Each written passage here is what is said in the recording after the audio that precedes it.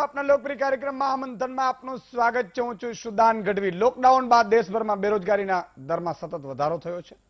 એક અહેવાલ પ્રમાણે એપ્રિલ 2020માં 23.52% રેકોર્ડ રેટ સાથે ઉચ્ચતમ સ્તરે બેરોજગારીનો દર પહોંચ્યો, પરંતુ ડિસેમ્બર 2020માં તેમાં 9.1%નો વધારો થયો છે। સેન્ટર ફોર મોનિટરિંગ ઇન્ડિયન ઇકોનોમીના અનુસાર નવેમ્બર મહિનામાં બેરોજગારી 6.5% નોંધાઈ હતી। એવા પણ અનુમાન લગાવવામાં આવે છે કે માર્કેટમાં કામદારોના પાછા ફરવાના કારણે પણ બેરોજગારીના દરમાં જોરદાર ઉછાળો જોવા મળ્યો છે। કૃષિ ક્ષેત્ર હોય કે પછી અન્ય ક્ષેત્રો, રોજગારીના દરમાં સતત ઘટાડો જોવા મળ્યો અને બેરોજગારીના દરમાં પણ મસમોટો વધારો થયો। આખરે બેરોજગારી વધવાના કારણો શું છે? લોકડાઉન બાદ કેમ વધી બેરોજગારી? નોકરીઓ છીનવાઈ જવાના કારણો કયા કયા છે? રોજગારીને કેવી રીતે સરકાર સરભર કરી શકશે? આ સહિતના મુદ્દાઓ પર છે આજનું મહામંથન મારી સાથે।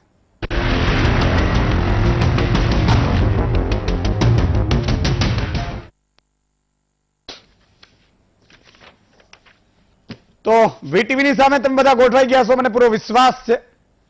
અને આજે જે ચર્ચા કરવી છે બેરોજગારી, એ પેલા બે ચાર મુદ્દાઓ છે એને થોડું ટપકાવી લઈએ, જોઈ લઈએ, જેથી કરીને, કારણ કે તમે આખો દિવસ મને ખબર છે જોતા હશો તો વીટીવી જ જોતા હશો, પણ આખો દિવસ કામ હોય તો વીટીવી તમે ના પણ જુઓ તો સાંજે મોટી મોટી ઘટનાઓથી તમને વાકેફ કરી દઉં। અને સોમવારથી ધોરણ 10 અને 12 વિદ્યાર્થીઓનું ઓફલાઈન શિક્ષણ એટલે કે શાળાઓ ચાલુ થઈ રહી છે સોમવારથી, પણ મરજિયાત છે। કોરોના કાળમાં જેમને ના મોકલવા હોય એને ના મોકલે વાલીઓ, અને મોકલવા હોય એને મંત્રીશ્રીઓ અલગ અલગ જિલ્લામાં વેલકમ કરશે। એક લોકનેતા, જો રાજનેતા અને લોકનેતા બેમાં ફરક હોય છે। લોકનેતાની જેમની છાપ હતી, મધ્યાહન ભોજનના જેઓ પ્રણેતા રહ્યા, ગુજરાતના 4 વખત અલગ અલગ સમયે મુખ્યમંત્રી રહ્યા, વિદેશ મંત્રી રહ્યા કેન્દ્ર સરકારમાં, અને પુસ્તકો જેમના સાચા મિત્રો રહ્યા એવા પૂર્વ મુખ્યમંત્રી માધવસિંહભાઈ સોલંકીનું વહેલી સવારે નિધન થયું। ખૂબ જ દુઃખદ સમાચાર। અમે પણ ક્યારેક ક્યારેક મળવા જતા તો બહુ વાતો થતી, પુસ્તકો, લાઇબ્રેરી, કાનૂન, કાયદાઓ, ખામ થિયરી માધવસિંહ સોલંકી લાયા હતા। ક્ષત્રિય, હરિજન, આદિવાસી, મુસ્લિમ,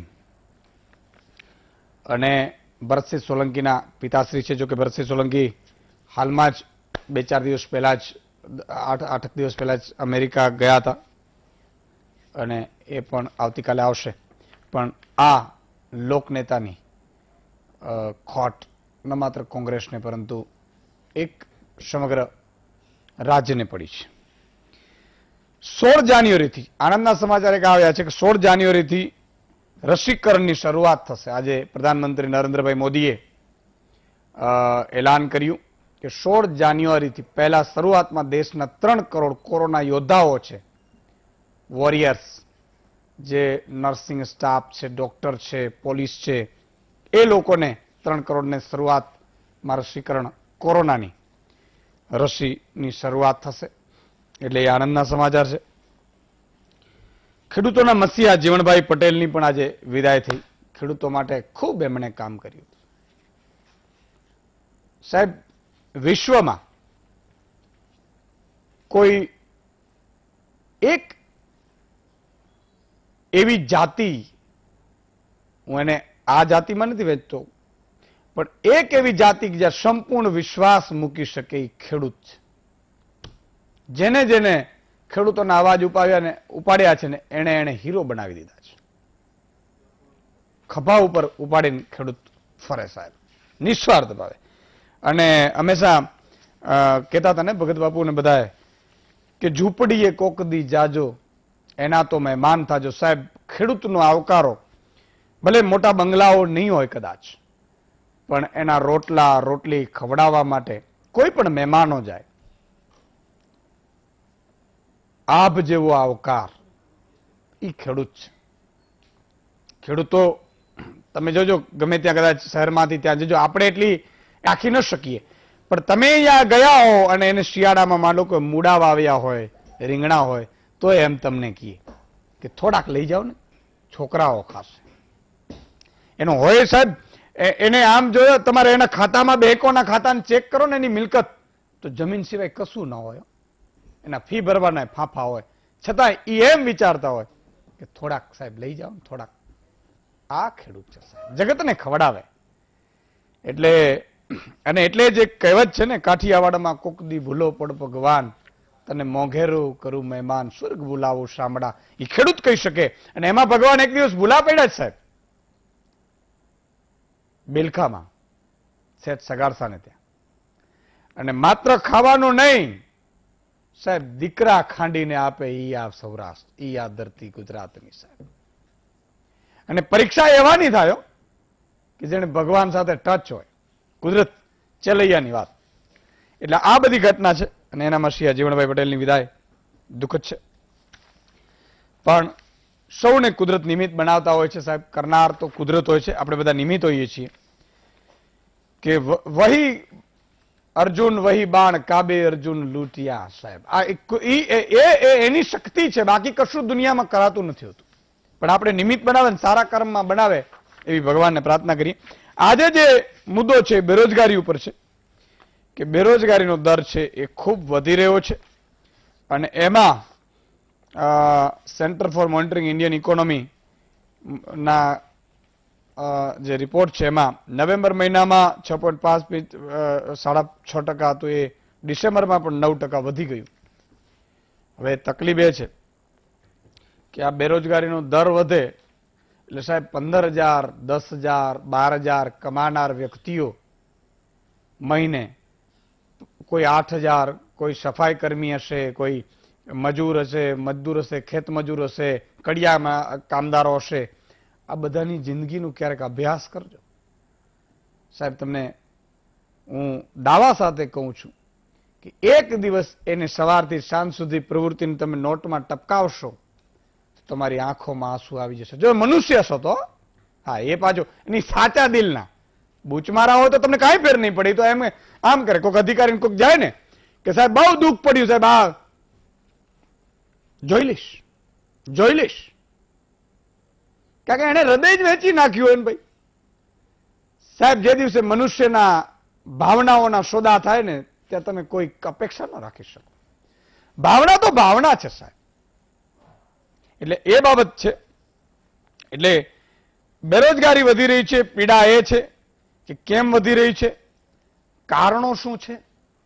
અને સાહેબ નોકરી જેની ગઈ હોય ને, પીડા એની ખબર હોય. જેના માતા પિતા સાહેબ આ ધરતી ઉપરથી ગયા હોય ને, એની માતા પિતાની ખોટ એને ખબર હોય અને પછી આવતા નથી. એટલે હું વારંવાર કહું છું કે ભગવાનના મંદિરે કદાચ ન જઈ શકો તો વાંધો નહીં, માતાજી, મા અને બાપના ચરણોમાં સાહેબ વંદન રાખજો. એમના આશીર્વાદ હશે ને તો દુનિયાની કોઈ તાકાત તમને રોકી નહીં શકે. અને એ માતા પિતા, ભાઈ ભાંડુ, એ જેના ઘરમાં ખોટ પડે ને એને એની કદર હોય. એમ નોકરી સાહેબ જેની ગઈ હોય ને એને ખબર હોય કે આહા, આબ તૂટ્યું હોય સાહેબ. નોકરી જાય ને, કોરોના કાળમાં બહુ બધી મુશ્કેલીઓ બધાએ સહન કરી છે. એટલે એ સ્થિતિ છે. અને હંમેશા એના ઉપર ધ્યાન દરેકે સરકારે રાખવું પડે. એ પછી કોર્પોરેટ નોકરીઓ હોય, સ્થાનિક ખેતમજૂરો, ખેડૂતો, આ બધા. એક તમે ખેડૂતને સદ્ધર બનાવો ને એટલે 20 લોકોને એ રોજગારી આપી શકે. આ પણ એક મોટી વાત છે. એટલે કંપનીઓમાં પણ, કંપનીઓ જો 2-5% કંપનીઓ છે એ ખોટું કરતી હોય અને કરે, જેમાં કોઈ વાંધો પણ ન હોઈ શકે. એટલા માટે ન હોઈ શકે કે સંપૂર્ણ 100% ક્યાંય પણ ચાલી ન શકે. પણ ક્યારેક કંપનીઓ 50-50, 60-60% ખોટું કરે ને ત્યારે પ્રદૂષણ, પોલ્યુશન એ બધું નુકસાન થતું હોય છે. અને એનો લાભ જે મલાઈ આવે એ કેટલાક અધિકારી નેતાઓના ઘરમાં જતું હોય છે. એને ક્યારે નોકરી જાય કે ન જાય ફેર ન પડે. ઘણા તો એમ કે હવે બહુ થઈ ગયું, નોકરી નથી કરવી. પણ આ બધાની વચ્ચે પીડા સમજવાની કોશિશ કરીએ છીએ આપણે. પણ મને એવું થયું કે સાહેબ 47,000 ટેટ, 2 પાસ, ટાટ, એચટાટ, બિન સચિવાલય, ગ્રંથપાલ, ભાષા અને સામાજિક વિજ્ઞાન, LRD, લોકરક્ષક, આ બધાની ભરતીઓ પણ સરકારી ભરતીઓ પણ સરકારે, ગુજરાત સરકારે પણ કરવી જોઈએ. આ બધી બાબતો છે. પણ પીડા કેવી હોય? શું કામ આ રોજગારી બેરોજગારી વધી હશે? કેન્દ્રમાં બેરોજગારી આખા દેશમાં વધી રહી છે, કારણ શું છે? આ તમામ મુદ્દા ઉપર ચર્ચા કરવા માટે આપણી સાથે 5 મહાનુભાવો જોડાયા છે. પ્રેરકભાઈ શાહ છે, ભાજપના નેતા છે. હિમાંશુ પટેલ કોંગ્રેસના નેતા છે. આત્મનભાઈ શાહ અર્થશાસ્ત્રી છે. પ્રતિકભાઈ ત્રિવેદી રાજકીય વિશ્લેષક છે. સાગરભાઈ પાટીલ બેરોજગાર યુવાન છે. અને થોડી જ ક્ષણોમાં પ્રવીણ રામ પણ મને લાગે છે અધ્યક્ષ જન અધિકાર મંચ જોડાશે. તમામનો ખૂબ ખૂબ સ્વાગત છે. વચ્ચે વચ્ચે મિત્રો ફોન લાઈન પણ ખોલતા રહેશું. તમારો મુદ્દો, તમારી બાબતો એ પણ કહેતા રહેશું. પણ શરૂઆત મારે કરવી છે. સાગરભાઈ પાટીલ બેરોજગાર યુવાન છે. સાગરભાઈ, શું પીડા હોય છે? કારણ કે મને ખબર છે કે સગાઈ કરવાની હોય, સગાઈ પ્રતિકભાઈ સગાઈ કરવાની હોય ને એટલે યુવાન દીકરો થયો, બાપને પીડા થાય, આનંદની પીડા હોય. પીડા 2 પ્રકારની. પીડા એ થાય કે મારા દીકરો જુવાન થઈ રહ્યો છે, એના માટે મારે દીકરી શોધ કરવી પડશે, પુત્રવધુની શોધ કરવી પડશે. એટલે પુત્રવધુની શોધ માટે જાય બાપ, 2-4 જગ્યાએ જાય, માગા નાખે કે દીકરો શું કરે છે. એટલે એમ કે હમણાં તો કાંઈ કરતો નથી, તૈયારી કરે છે. એટલે એમ કે હમણાં મારી દીકરી આપવાની નથી થતી. આ સ્થિતિઓ હોય છે સાહેબ. કેટલાય લોકો 30-32 વર્ષના થયા, પરીક્ષાઓ સરકારીની જે ઉંમર નીકળી જતી હોય, આમ તૈયારી હોય, પણ એ નોકરી લાગે એટલે તૈયાર થઈ જાય. ઘણા એવી રીતે સગાઈઓ અટકીને પડી હોય, ઘણાની સગાઈઓ થઈ ગઈ હોય પછી નંબર ન લાગ્યો તો તૂટવાના આરે હોય. આ બધી પીડા જેને થતી હોય ખબર હોય. એટલે સાગરભાઈ, શું પીડા છે તમને? સર, પહેલી વાત તો વીટીવી ચેનલથી ગઢવી સાહેબ તમારો ખૂબ ખૂબ આભાર. મારું નામ સાગર પાટીલ છે. સર, એલઆરડી ઉમેદવાર છું. છેલ્લા 10 મહિનાથી અમે સરકાર જોડે ભાજપના નેતાથી લઈને બધી જગ્યાએ રજૂઆતો કરી, લેખિતમાં, મૌખિકમાં. અમે પર્સનલી મળ્યા પણ, અમારી પીડા પણ કીધી. અમારા સાહેબ એટલો જ મુદ્દો છે કે ફાઇનલ રિઝલ્ટ 9713ની ભરતી હતી, એમાંથી 8135નું રિઝલ્ટ 2019માં 30 નવેમ્બરે આપી દીધું હતું ગૃહમંત્રી પ્રદીપસિંહ જાડેજા સાહેબે. 1578નો જે મુદ્દો હતો તો જીઆરનો 1 ઓગસ્ટ 2018નો જે જીઆરનો હતો મુદ્દો, એમાં 73 દેશ મહિલાઓ આંદોલન ચાલતું હતું. સત્યાગ્રહ છાવણીમાં બિન અનામત કેટેગરીની ST SC OBC મહિલાઓ ચાલતી હતી. પછી બિન અનામત મહિલાઓ પણ સામે આવી ગયું હતું, વર્ગ વિગ્રહ થઈ ગયો હતો સાહેબ. એમાં પ્રશ્ન એ હતો કે જીઆરના વિવાદના કારણે છે ને વર્ગ વિગ્રહ ઉભો થઈ ગયો હતો. સરકારને વચ્ચે કઈ રસ્તો નહોતો, તો 25 ફેબ્રુઆરી ડોનાલ્ડ ટ્રમ્પ આવવાનો હતો. તો એ વચ્ચેનો રસ્તો કાઢવા માટે 1 ઓગસ્ટ 2018નું અને નોટિફિકેશનને સાઈડમાં રાખીને sir 62.50 cut off final result declare કર્યા બાદ ઓલ કેટેગરીનું મૂકી દીધું. 2485 સીટો વધારી નાખી. સર, મારા 87.50 માર્ક્સ છે.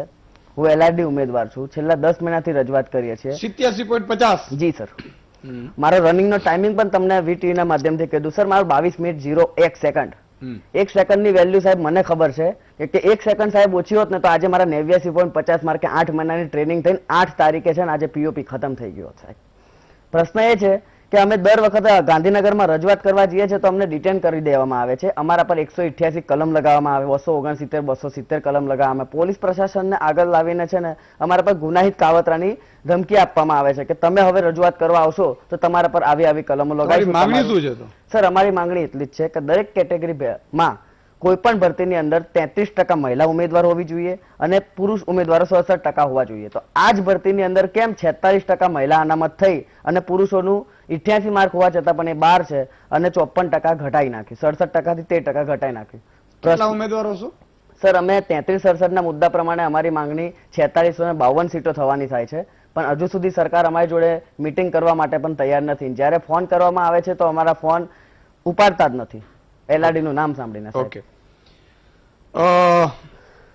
આત્મનભાઈ, આ આખી રિપોર્ટ આવ્યો છે જે સેન્ટર ફોર મોનિટરિંગ ઇન્ડિયન ઇકોનોમીનો, બેરોજગારીનો ખરેખર શું છે, કઈ રીતે સ્થિતિ હતી? અને હું એટલા માટે કહી રહ્યો છું કે માન લો કે અત્યારે કોઈ 20-25 હજાર 30 હજાર રૂપિયો કમાઈ રહ્યો હોય તો એને મકાન લીધું હોય, મકાનની હપ્તાની લોન એને ભરાતી હોય, દીકરા દીકરી કારણ કે નોકરી ચડી ગયો એટલે સ્વાભાવિક છે કે દીકરા દીકરીને એ ભણાવતો હોય. આપણા હવે દેશમાં ધીરે ધીરે ખાનગીકરણ વધી ગયું છે એટલે એની ફી ભરતો હોય.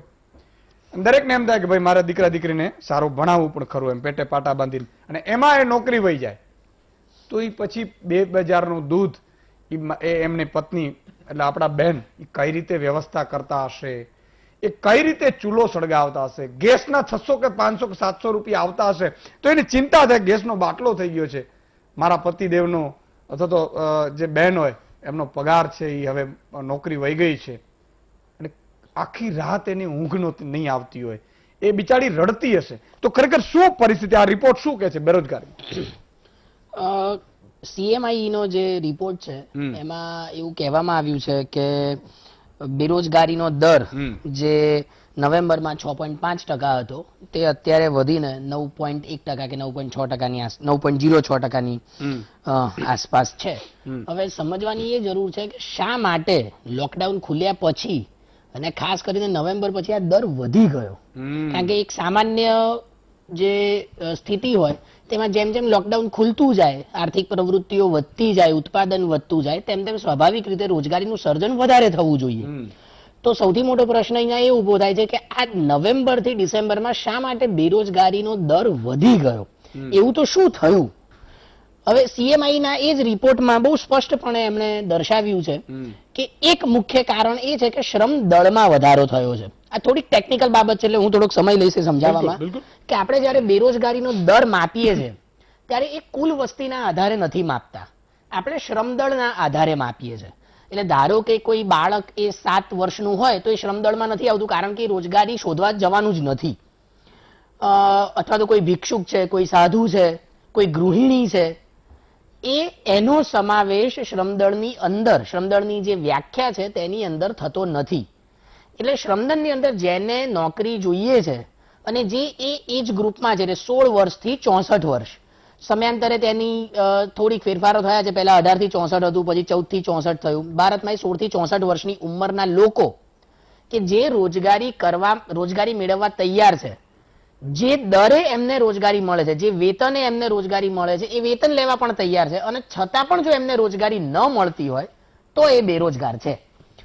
હવે સીએમઆઈ નો રિપોર્ટ દર્શાવે છે કે નવેમ્બર થી ડિસેમ્બરમાં આ જે શ્રમદળ છે એટલે કે રોજગારીની શોધમાં જે લોકો છે એનું પ્રમાણ વધ્યું છે.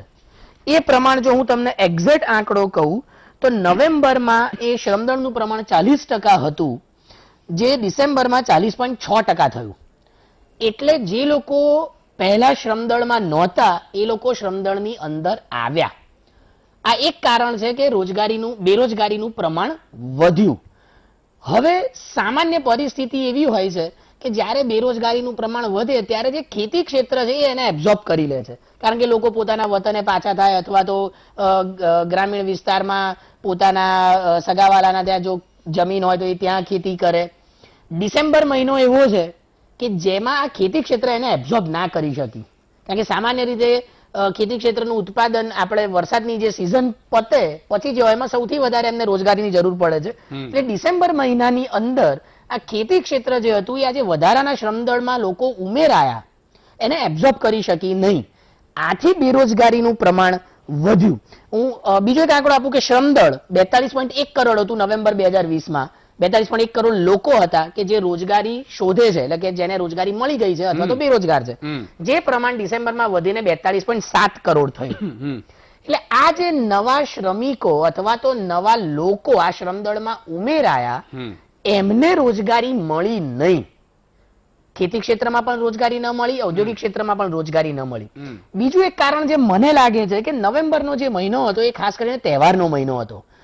ઇકોનોમિક ટર્મિનોલોજીમાં એને પેન્ટઅપ ડિમાન્ડ કહેવામાં આવે છે કે અમુક મહિનામાં ડિમાન્ડ એકદમ વધી જાય, કારણ કે દિવાળીનો તહેવાર હોય અથવા તો લગ્નની સિઝન હોય, એ તહેવારનો સમયગાળો પતી ગયો. એટલે હવે એ જે ડિમાન્ડમાં અચાનક વધારો આવ્યો હતો એ કદાચ ઓછો થઈ જશે એવી પૂરેપૂરી શક્યતાઓ છે, કારણ કે દિવાળીમાં જે ખરીદી થઈ એટલી જ ખરીદી ફરી હવે ડિસેમ્બર મહિનામાં કે જાન્યુઆરી મહિનામાં નહીં થાય. એટલે એના કારણે પણ જે દૈનિક પગારદારો છે અથવા તો જે સિઝનલ દુકાનો ચલાવે છે તેમને ફરક પડે છે. ધારો કે કોઈ એક વ્યક્તિ ચાની રેકડી ચલાવતો હોય અથવા તો એક નાની હોટલ ચલાવતો હોય કે જ્યાં એ 5 જણને રોજગારી આપે છે. હવે સ્વાભાવિક રીતે દિવાળીના સમયગાળામાં એના ત્યાં વધારે લોકો ખાવા માટે આવતા હશે અથવા તો ખરીદી કરવા આવતા હશે. હવે ઓછા થશે એટલે 5 ની જગ્યાએ 3 જણને રોજગારી આપશે અથવા તો પૂરી પાડશે. આ એક પરિસ્થિતિના કારણે પણ બેરોજગારીનું પ્રમાણ વધ્યું છે. એટલે શ્રમદળમાં વધારો થયો એના કારણે. બીજું આ જે ફેસ્ટિવલની જે સિઝન હતી અથવા તો એ જે તહેવારોનો જે માહોલ હતો એ પણ ગયો. ત્રીજું કારણ જે મને લાગે છે કે નાઇટ કર્ફ્યુ જે કરવામાં આવ્યો એના કારણે એક માનસિક અસર ઊભી થાય છે કે હજુ પણ કોરોનામાં ગંભીર રહેવાની જરૂર છે. જે મનોવૈજ્ઞાનિક અસર લોકોમાં ઊભી થાય છે એના કારણે પણ ડિમાન્ડમાં ક્યાંક ને ક્યાંક ઘટાડો થાય છે. અને એ ડિમાન્ડમાં ઘટાડો થવાને કારણે અર્થતંત્રની અંદર જે આર્થિક પ્રવૃત્તિઓમાં વધારો થવો જોઈએ અથવા તો જે દરે વધારો થવો જોઈએ એમાં ક્યાંક ઘટાડો થયો છે.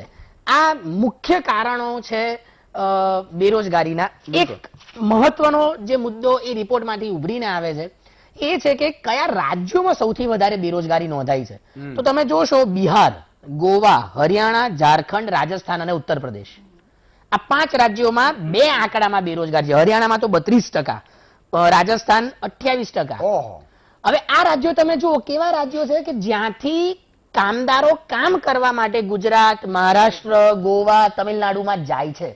એટલે આજે માઇગ્રન્ટ વર્કર્સનો પ્રશ્ન જે છે એ બહુ જ ગંભીર છે. તમે ગુજરાત અને મહારાષ્ટ્રનો આંકડો જો બેરોજગારીનો દર માત્ર 3%ની આસપાસ છે.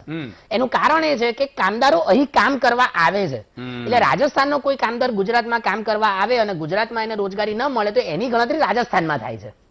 એટલે આ રાજ્યો કે જે રાજ્યોમાંથી મજૂરો કે કામદારો વિકસિત રાજ્યોમાં, ઔદ્યોગિક રાજ્યોમાં કામ કરવા માટે આવે છે એ રાજ્યોમાં બેરોજગારીનું પ્રમાણ ખૂબ વધુ છે. એટલે એવા રાજ્યોમાં રોજગારીની નવી તકોનું સર્જન થાય એ ખૂબ જરૂરી છે. કારણ કે 3 કે 4 રાજ્યો એ બીજા બધા રાજ્યોના કામદારોને એબ્ઝોર્બ કરે આ પરિસ્થિતિમાં એ શક્ય દેખાતું નથી. બિલકુલ, બહુ સાચી વાત કરી. પણ અંદાજે કેટલા કરોડ હશે? 1 કરોડ હશે શેના આંકડો? ઔદ્યોગિક એટલે સ્થળાંતરોનો ઘણો વધારે. એક્ઝેક્ટ આંકડો રિપોર્ટમાં મળતો નથી પણ ઘણો વધારે છે. એટલે 1.87 કરોડ. 1.87 એ તો કુલ બેરોજગારો 3.87 કરોડ. 3.87 કરોડ બેરોજગારો હોય સાહેબ, અને એના તમે 3-4 પરિવારનો ગણો તો વાટ લાગે. એટલા માટે 10-8-9 કરોડનો થઈ જાય. 5 જણનું આપણું કુટુંબનું સરેરાશ 5 જણ. બિલકુલ. અને મિત્રો હું એક અપીલ વચ્ચે કરી દઉં વચ્ચે એટલા માટે કે મને સારા વ્યક્તિઓ હંમેશા અપીલ સારી વાત સ્વીકારતા હોય છે. હા, બૂચ મારાઓ કદાચ ઓછું પણ કરે, સ્વીકારે, એમાં આપણને વાંધો પણ ના હોઈ શકે. અને કોઈ આ ફરજિયાત નથી હોતું કે એક ભાઈ જો કમાતો હોય તો બીજા ભાઈની નોકરી ગઈ હોય તો મહેરબાની કરીને એને મદદ કરજો. અને ખાસ કરીને હોસ્પિટલની વાત આવે, એના શિક્ષણને ફી ભરવાની વાત આવે, જેટલાથી થઈ શકે એવું સાહેબ, એની આશીર્વાદ તમને કુદરત ના મળશે. કદાચ એ આપી નહીં શકે, કદાચ રૂપિયા આ તે. અને જ્યારે જેટલું તમે, એવું નથી કે ભાઈ તમે 10,000 રૂપિયા આપશો ને સાહેબ, કે 20,000 રૂપિયા, 5,000 રૂપિયા આપશો ને તો ફરીથી એનો 1 મહિનો નીકળી જશે. તમે વિચાર કરો. અને હું દાતાઓને પણ અપીલ કરું છું, દાનેશ્વરીઓને અપીલ કરું છું કે તમે માં અંબાની અત્યારે સોનાની કદાચ નહીં ચડાવો કે ભગવાન ત્યાં દ્વારકાધીશને ધજા નહીં ચડાવો તો હમણાં ચાલશે. માનતા રાખો તમે, કઈ વાંધો નહીં.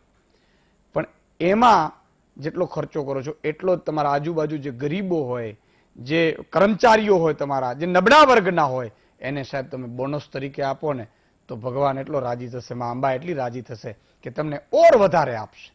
એટલે આ એક વાત વચ્ચે. પ્રતિકભાઈ. ઈશુદાનભાઈ, સૌથી પહેલા તો વીટીવીને અભિનંદન. એટલે કે ગામડામાં ચર્ચા થાય, શહેરમાં ચર્ચા થાય, ગલીઓમાં ચર્ચા થાય બેરોજગારીની, પણ કોઈ પણ નેશનલ મીડિયામાં કે રિજનલ મીડિયામાં એટલા માટે ન આવે કે જનરલી શિક્ષણને રિલેટેડ કે બેરોજગારીને રિલેટેડ આવા બધા મુદ્દાઓમાં ટીઆરપી નથી મળતી. પણ તમારું જે સૂત્ર છે કે જનતાને સ્પર્શતા પ્રશ્નો અને એમને વાચા આપતા પ્રશ્નો એ જ તમારી ટીઆરપી. એટલા માટે કે થોડા સમય પહેલા મેં એક પ્રાઇવેટ સર્વે કર્યો અને એમાં વિદ્યાર્થીઓને અને યુવાનોને પૂછ્યું કે તમારા માટે અત્યારે નેશનલ પોલિટિક્સમાં જે મુદ્દાઓ ચાલે છે, ટ્રિપલ તલાક હોય, એર સ્ટ્રાઇક હોય, રામ મંદિર હોય, 370, આ બધામાં, અને બેરોજગારી સૌથી અગત્યનો મુદ્દો કયો, તેમાં બેરોજગારીને સૌથી વધારે વોટિંગ મળ્યા. પણ કદાચ એ પ્રશ્નોને વાંચે એટલા માટે નથી મળતી, અને અત્યારે આપણે એની ચર્ચા એટલા માટે કરીએ છીએ કે CMI જે છે centre of monitoring Indian economy, આનો આપણે આભાર એટલે માનવો જોઈએ ઈસુદાનજી કે તમને જાણીને આશ્ચર્ય થશે કે આ કોરોનાએ આપણી શિક્ષણ વ્યવસ્થા, આપણું હેલ્થ સેક્ટર અને આપણું ઇકોનોમિક સેક્ટર આને એક્સપોઝ કર્યા છે. કેવી રીતે? ઈસુદાનજી, દર્શકોને પણ જાણીને આશ્ચર્ય થશે કે ભારત દેશમાં અત્યાર સુધી તો એવી કોઈ સંસ્થા જ નથી કે જે આપણને આવા આંકડા આપે. કેન્દ્ર સરકારના અંતર્ગત એવી કોઈ સંસ્થા નથી કે જે આવો પ્રાઇવેટ સર્વે કરે અને આપણી સમક્ષ એવા આંકડા આપે. જેમ કે અત્યારે આપણે જોઈ રહ્યા છીએ કે અમેરિકાએ જીડીપીના 20%, સ્વીડને 12%, જર્મનીએ 10% આવા પેકેજ ઘોષિત કર્યા. પણ આનું કોઈ એનાલિસિસ હશે કે કેવી રીતે કરતા હશે? તો ભારત દેશ જે છે ને એ હંમેશા ડેવલપિંગ કન્ટ્રી છે, એટલે ડેવલપ કન્ટ્રીના મોડેલ ઉપર અલગ અલગ પ્રકારની સ્કીમ્સ લાવતું હોય છે. હવે અમેરિકામાં છે ને બે પ્રકારે સર્વે થાય છે, એક હાઉસ હોલ્ડ સર્વે અને એન્ટરપ્રાઇઝ સર્વે. હાઉસ હોલ્ડ સર્વે એટલે ઘરે ઘરે જઈને સર્વે કરવાનું, અને એન્ટરપ્રાઇઝ સર્વે એટલે જે રજિસ્ટર્ડ કંપની હોય એનો સર્વે કરો, કેટલા એમ્પ્લોય છે, કેટલા છૂટા થયા, કેટલા નવા આવ્યા. ભારત દેશમાં 6 વર્ષ પહેલા સુધી તો ખાલી NSS નો સર્વે આવતો હતો, જે દર 10 વર્ષે થાય છે. ત્યારબાદ ministry of labour and employment, શ્રમ રોજગાર મંત્રાલય જેને આપણે કહીએ છીએ, એણે 2009 થી આ સર્વે કરવાની શરૂઆત કરી. 2015-16 સુધી ચાલે અને પછી સરકારમાંથી લૂપ હોલ્સ નીકળ્યા કે ભાઈ આનો સેમ્પલ સાઇઝ છે એ ખૂબ જ નાનો છે, તો આના ઉપરથી જે તારણો આવે છે ન કાઢી શકે. હું આના પછી રિપોર્ટ પર આવું છું. તો ઈસુદાનભાઈ 2016માં આ CMI જે છે અને જેમના CEO મહેશભાઈ વ્યાસ, એમના બ્લોગ પણ હું ખૂબ વાંચતો હોઉં છું, અને બોમ્બે સ્ટોક સાથે મળીને 1,68,000 ઘર અને 5 કરોડની વસ્તીને આવરી લેતા સર્વે કરવાની શરૂઆત કરી. અને આ સર્વેમાં ઘણી બધી રસપ્રદ બાબતો હોય જે ખૂબ જ સરળ ભાષામાં મારા દર્શકો સમક્ષ મૂકવી છે. પહેલી બાબત એ આવી કે ઘરે ઘરે જઈને જ્યારે યુવાનોને પૂછવામાં આવ્યું ત્યારે સૌથી પહેલા તો આપણે એ સ્પષ્ટતા કરીએ કે આ જે સર્વે છે એમાં 3 પ્રકારના વર્ડ છે: જોબ, વર્ક અને એમ્પ્લોયમેન્ટ.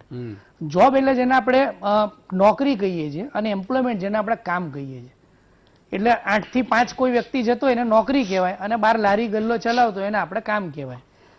તો યુવાનો એવું કહે છે કે અમને જે અમારી ડિગ્રી છે એ ડિગ્રીના આધારે નોકરી નથી મળતી, અમને કામ મળી જાય છે. પછી અલગ અલગ સરકારી સ્કીમની વાત થઈ. આપણે મનરેગાથી અને નરેગાથી શરૂઆત કરી. નરેગા, મનરેગા, મુદ્રા યોજના અને ત્યારબાદ સ્કિલ ઇન્ડિયા. આના જે સરકાર આંકડા આપે છે કે આના ઉપરથી આટલી અમે નોકરીઓ આપી, આટલા કરોડ રોજગારનું સર્જન કર્યું, તો એવો પણ સર્વે બહાર આવ્યો છે CMI ના રિપોર્ટમાં કે આ જે નોકરી છે કે આ જે કામ યુવાનોને મળે છે એ કાયમી નથી મળતું, એ ક્ષણિક મળે છે કે થોડા સમય માટે મળે છે. એટલે કદાચ બીજો સર્વે થાય ત્યાં સુધીમાં એ લોકો બેરોજગાર પણ થઈ ગયા હોય. આનું મુખ્ય કારણ શું છે ઈસુદાનજી? આનું મુખ્ય કારણ એ છે કે સરકાર જે છે ડાયરેક્ટ જોબ આપી નથી શકતી. કેમ નથી આપી શકતી? કેમ કે જે હમણાં સાગરભાઈએ વાત કરી, હું એ વાતને થોડી આગળ વધારું. યુપીમાં થોડા સમય પહેલા 368 પ્યુનની જગ્યા પડી હતી ઈસુદાનજી. એમાં 23 લાખ અરજીઓ થઈ. એ 23 લાખ અરજીઓમાં 250 PhD, 25,000 માસ્ટર્સ, 1,500 ગ્રેજ્યુએટ અને 11 લાખ 10 પાસ, અને જેમાં મિનિમમ લાયકાત હતી ખાલી 5 પાસ. ત્યારબાદ આખા દેશમાં જે સૌથી વધારે નોકરીઓ જે આકર્ષિત કરે છે યુવાનોને, PO અને SSC ની, એમાં 2012-13-14 મનમોહનસિંહ સરકારથી આંકડા લઈને આવ્યો છું, 32,000 થી 38,000 નોકરીઓ અપાતી હતી.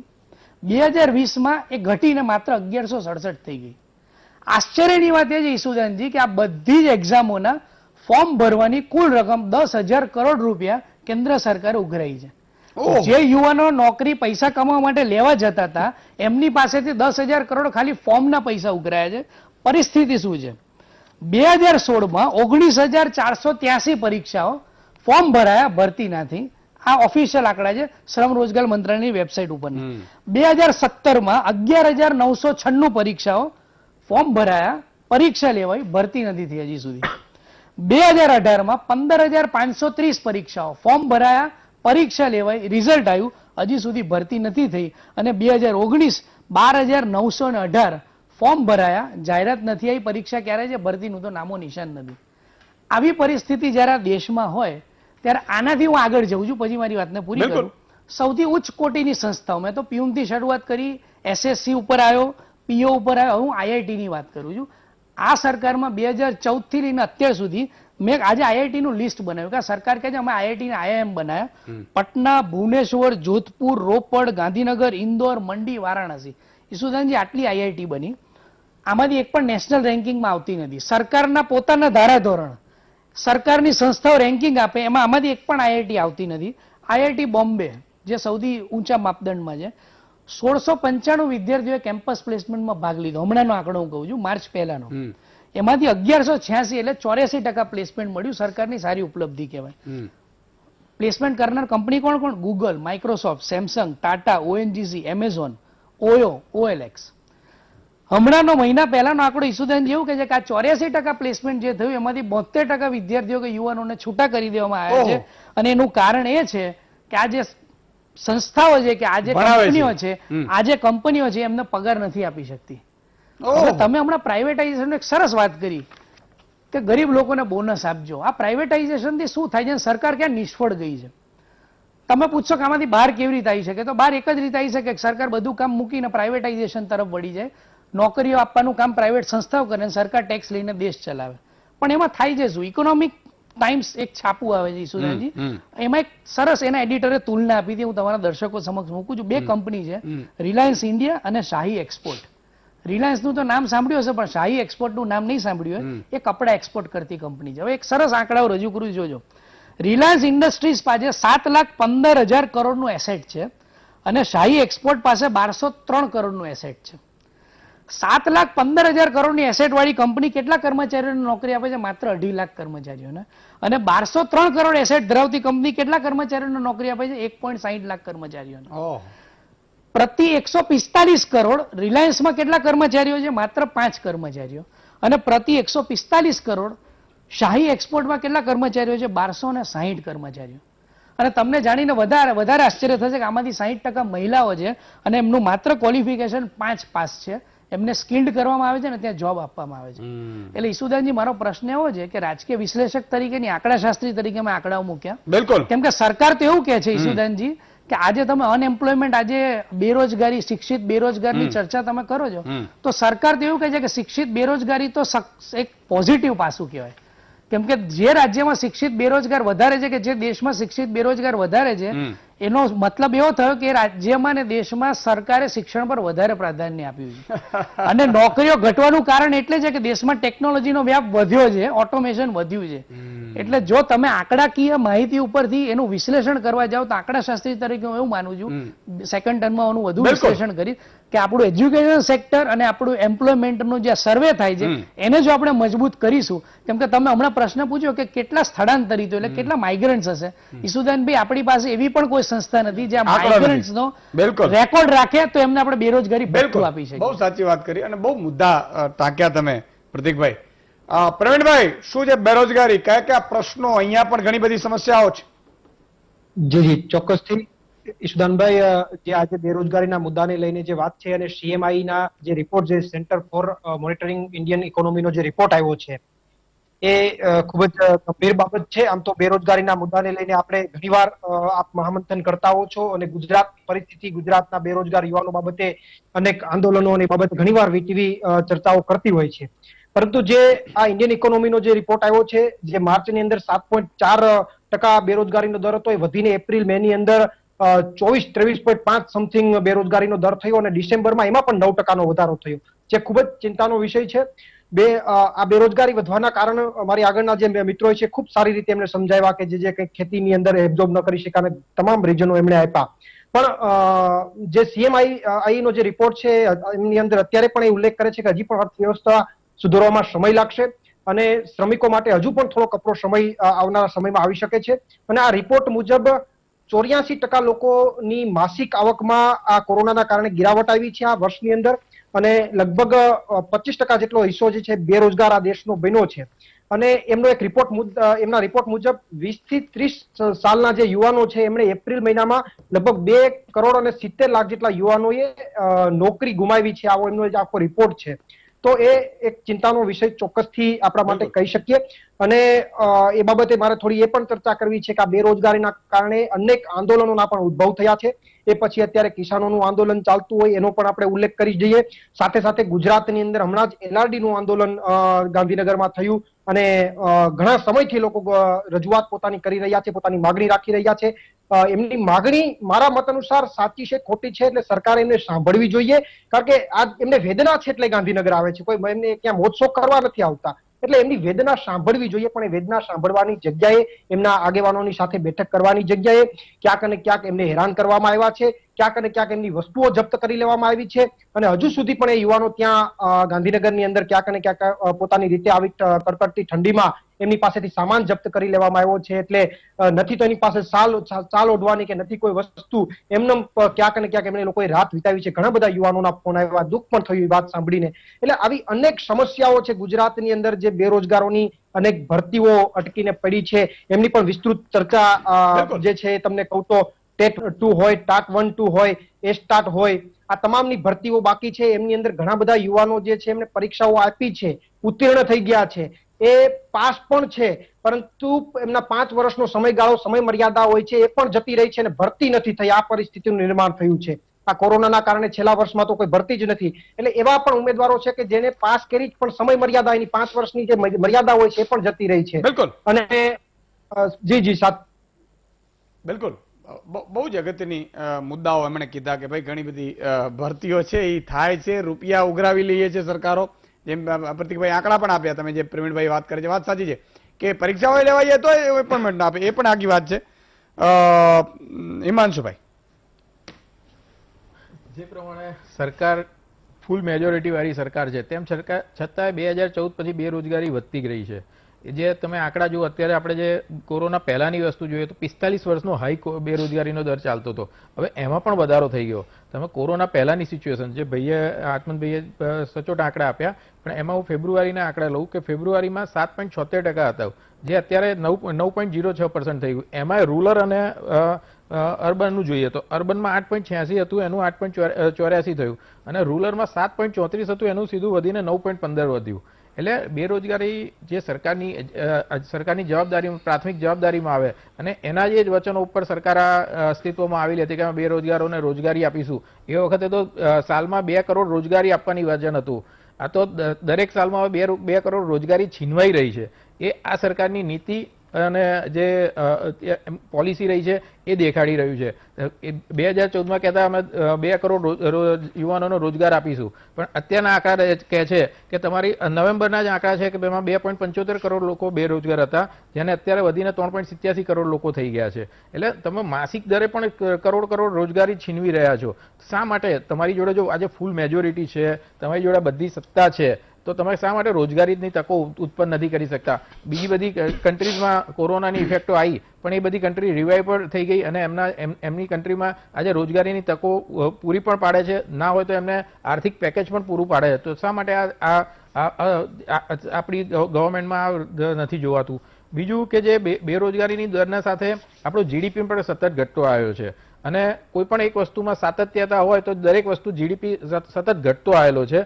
ક્રમશઃ જે 7 આપણા જે કન્ઝિક્યુટિવ જે ક્વાર્ટરના આંકડા જોઈએ તો એક મંદીની નિશાની કહેવાય કે જે આમાં નવેમ્બરમાં થોડો આંકડો પ્લસ આવ્યો, અને તમે એની અંદર ગવર્મેન્ટ કે રિકવરીનો પાથ આવ્યો, તો ડિસેમ્બરમાં તો સર્વિસ સેક્ટરનો પીએમઈ અને બધા આંકડાઓ નેગેટિવ આવી ગયા. સરકારની રેવન્યુમાં વધારો થયો, તો શા માટે સરકાર આજે એ વસ્તુ પબ્લિકને પાસ ઓન નથી કરી શકતી? આજે એનું કારણ એ જ છે કે સરકાર કેપિટલ એક્સપેન્ડિચરમાં વધારો નથી કરતી, સરકાર એવા બીજા કોઈ એવન્યુઝમાં વધારો નથી કરતી કે જેના કારણે રોજગારીની તકો ઉત્પન્ન થાય. સરકાર આજે સરકારી જે વસ્તુઓ છે, પીએસયુના જે એકમો છે, એ બધાને ડિસઇન્વેસ્ટમેન્ટ કરી રહી છે, વેચી રહી છે. આજે એનાથી કોઈ વસ્તુ ફાયદો થવાનો નથી. સરકારને રેવન્યુમાં આવવાની છે, એની ફિસ્કલ ડેફિસિટ ખાત જે છે એ પૂરાશે, પણ એ ફિસ્કલ ડેફિસિટ ખાત પણ પૂરાની જગ્યાએ ઓન ધ કોન્ટ્રારી વધી રહી છે. સરકારનો આ વર્ષનો ટાર્ગેટ હતો 3.50નો ફિસ્કલ ડેફિસિટનો ખાધનો હતો. અત્યારે આટલું બધું વેચાણ કર્યા છતાં પણ 7% સુધી પહોંચી ગઈ છે, ઓલમોસ્ટ ડબલ. એટલે સરકારની એવી કોઈ એક પણ પોલિસી નહીં. મને તો એવું લાગે સરકાર ખુદ બેરોજગાર અત્યારે થઈ ગઈ દેખાઈ રહી છે, કેમ કે એના કારણે કેમ કે એમની જોડે આજે બ્રેન એવું નથી કે જે સરકાર આજે ફૂલ ઇકોનોમીમાં પૂર્ણ ઇકોનોમી બહુમત સાથે સત્તા છે, તેમ છતાં પણ કોઈ આજે કોઈ પણ વર્ગને, ફાર્મર અત્યારે નાખુશ છે, યુવાનો નાખુશ છે, ગૃહિણીઓ નાખુશ છે, કેમ કે સતત ભાવ વધારા થઈ રહ્યા છે. પેટ્રોલ, ડીઝલ, કેરોસીનના, બધાના ગેસના બાટલાના બધાના સતત ભાવ વધારા થઈ રહ્યા છે. મહિલાઓ નાખુશ છે, વેપારીઓ નાખુશ છે, કેમ કે આજે જીએસટીનો જે છે, જીએસટીમાં તમે ક્રમશઃ ચેન્જીસ કરતા રહો છો, એના કારણે એમને વેપાર ધંધા બાજુ મૂકી જીએસટીના રિટર્નોમાં કયા ચેન્જીસ આવ્યા, એના શું ઇમ્પ્લિમેન્ટ કરવાના, એની અંદર થઈ ગઈ છે, અને એના ઉપર જે અત્યારે કહેવાય કે સરકારી બાબુઓનું શાસન ઇમ્પ્લિમેન્ટ કરી દેવામાં આવેલું છે. એટલે દરેક સેક્ટર્સમાં અત્યારે એક આર્થિક મંદી ફેલાઈ ગયેલી છે અને આર્થિકની સાથે સાથે માનસિક મંદી પણ અંદર ફેલાઈ ગયેલી છે. બહુ સાચી વાત છે. આર્થિક મંદી આવે એટલે માનસિક મંદી થાય, વાત સાચી છે. કાં ઝઘડા થાય એટલે પત્ની કહે કે શાકભાજી ના તો બેસ ને હવે શાકભાજી ના તો છે નહીં મારી પાસે, ક્યાંથી કાઢું પણ એટલે પત્ની કહે ભાઈ તો ધીરેતા બોલો, પણ કેટલુંક મારે, એક તો નોકરી નથી, એક તો આ નથી. આવી સ્થિતિ થાય. પછી ઈ ઘરના ને જ ખબર હોય ને બાજુમાં કદાચ જો આવા જાય પાડોશીને ખબર પડે. બાકી ઈ ખબર સરકારને પડવી જોઈએ, નેતાઓને પડવી જોઈએ, અધિકારીઓને પડવી જોઈએ. આઈએસ આઈપીએસ હોય કે જેમને કાયમી નોકરી કરી લીધી હોય ભણીને, આમ તો ભણીને કરે છે બિચારા, એવું કઈ નથી, પણ એને પીડા સમજવી જોઈએ, દર્દ સમજવું જોઈએ. આપણે પ્રેરકભાઈ પાસે જશું, પણ એક નાનકડો વિરામ લઈ લઈએ એટલે એમને પણ બોલવાનું વ્યવસ્થિત રહે અને પછી ફોનલાઈન પણ ખોલીશું. વિરામ બાદ દર્શક મિત્રો ફરીથી આપનું સ્વાગત છે. એક નાનકડી બીજી અપીલ કરી દઉં. ઘણા લોકો મને ખબર છે કે ગાડીઓ લઈને આપણે જઈએ ત્યારે ઊભા રાખતા હોય અને થોડી ઘણી ભીખ માંગતા હોય. ઘણા લોકો એવું કે પપ્પા નો અપાય, મમ્મી નો અપાય, અથવા તો આપણે એમ કહીએ કે એને નો અપાય, એને ટેવ પડી જાય, આ તે બની શકે, કદાચ ટેવ પણ પડી જતી હશે. પણ એક દાખલો મારે વિનોબા ભાવેનો આપવું છે. સાહેબ એ નીકળી રહ્યા હતા, માંગનારા વિનોબા ભાવેના માતુશ્રીને કીધું કે થોડું આપો ને, અમને થોડા નાણાં આપો ને, સિક્કા. અત્યારે તો રૂપિયા દસિયાનું ને એવું બધું 10 પૈસાનું નહોતું.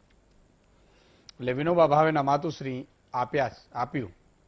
સમજો સાહેબ, આ બધા અમીરો કે જે લોકોના ખિસ્સામાં 5 થી 10 રૂપિયા પણ હોય ને સાહેબ, તો એકવાર ખાસ આ મારી અપીલ સાંભળજો. તમે એ એટલા માટે સાંભળજો કે એનાથી તમને તમારા પોતાના પરિવારમાં ખુશી છવાશે.